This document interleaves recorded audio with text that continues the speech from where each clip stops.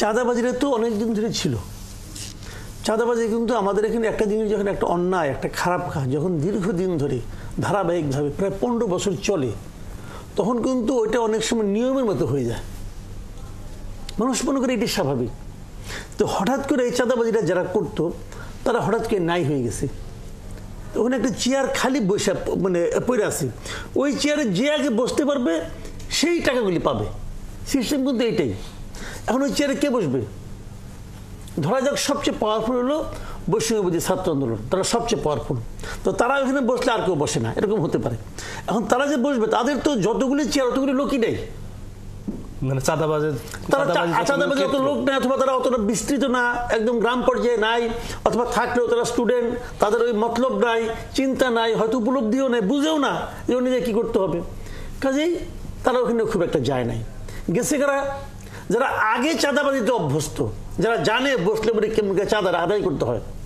আপনি যে চেয়ারে বসে আছেন, আপনার পাওয়ারফুল চেয়ার, এই চেয়ারে হয়তো 20 জন লোক বসছে এর আগে। 20 জন কিন্তু একরকম না, 20 জন 20 রকম ধান্দা নিয়ে আসে কিন্তু। কাজে চাঁদাবাজি যে করা যায় এটা অনেকে জানে না। জানতো করা বিএনপি জানতো, আর আওয়ামী লীগ বাংলাদেশে স্বাধীনতার পর থেকে ধরি কিছু সময় জাতীয় পার্টি, আর বাদ বাকি সময় কিন্তু আওয়ামী লীগ আর বিএনপি এরাই উল্টাপাল্টা করে চাঁদাবাজি এটা করছে। তো যখন আওয়ামী লীগ চলে গেছে তখন কে বসবে? বিএনপিরাই বসছে, একদম বিএনপিরাই বসছে। আর ইন্টেনশনালি আমার জানা মতে বিভিন্ন জায়গায় জামাতের বসার সুযোগ থাকলেও তারা বসে নাই, কারণ জামাত একটা আদর্শ ভিত্তিক রাজনীতি করে। জামাতের আমির যদি বলে এই কাজটা করা যাবে তাহলে জামাতের লোকরা করবে, আর আমির যদি এটা করা যাবে না জামাতের লোক করবে না। ভাই তাদের এই আদর্শ ভিত্তিক, তারা তো স্টেপ বাই স্টেপ উপরে ওঠে, কিন্তু হুটহাট ওঠে নাই কিন্তু। যে কারণে খারাপ মন্দ অন্য হিসাব, ওই আলোচনায় আমি যাচ্ছি না, কিন্তু তারা এটা মানে, অর্ডারটা মানে। তারেক রহমান বলতেছে তোমরা চাঁদাবাজি করো না, বলতেছে চাঁদাবাজি করলে বহিষ্কার করবো। একজন লোক ভাবতেছে আমি তো শুরু করি, এর মধ্যে আমি 20-30 লাখ টাকা কামাই নেব, তারপরে যে তারেক রহমান আমাকে বহিষ্কার করে, বহিষ্কার হমো, কদিন পরে আবার ফিরে আসুম, দল তোমাকে ফেরত নিবেই। ফেরত তো নেয়, আওয়ামী লীগও নেয়, বিএনপিও নেয়, ফেরত নেয়। আওয়ামী লীগ বলছিল না জীবনে আর ফেরত দিব না, ওই জীবন ছিল মাত্র 11 মাস। এই যে গাজীপুরের মেয়র ছিল জাহাঙ্গীর আলম, বলেছিল আজীবনের জন্য বহিষ্কার, 11 মাস পরে তারা ফেরত নিচ্ছে। তো ওদের আজীবন মানে 11 মাস।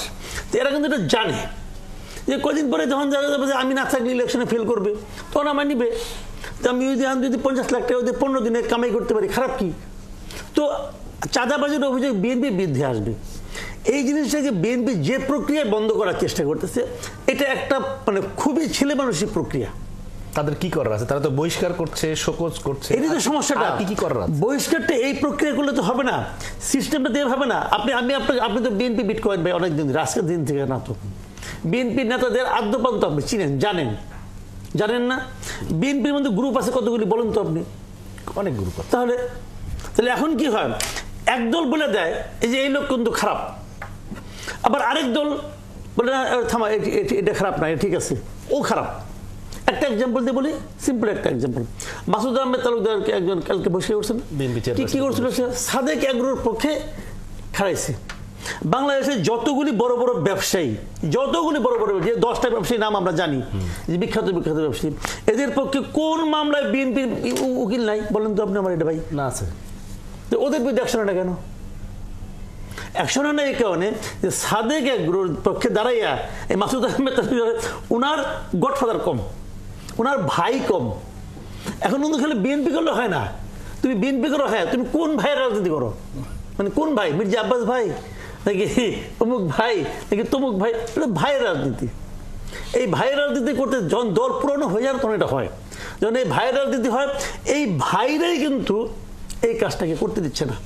কালকে তারেক রহমান যদি বলে, সিম্পল একটা উদাহরণ দিয়ে বলি আপনাকে, কালকে তারেক রহমান ডিক্লেয়ার করুক যে যত এলাকার থেকে আমার লোকজন, বিএনপি লোকজন চাঁদাবাজি করে, যত জায়গায় করে, তোমরা উইথ ডকুমেন্ট, উনি একটা ওনার ইমেল অ্যাড্রেস দিতে, এটা আমার ইমেল অ্যাড্রেস, তোমরা এখানে ইমেল করো, তোমার কাছে যার ডকুমেন্ট আছে ডকুমেন্টটুক সহ তোমার কি অভিযোগ এটা সহ তুমি আমাকে ডাইরেক্ট ইমেল করো।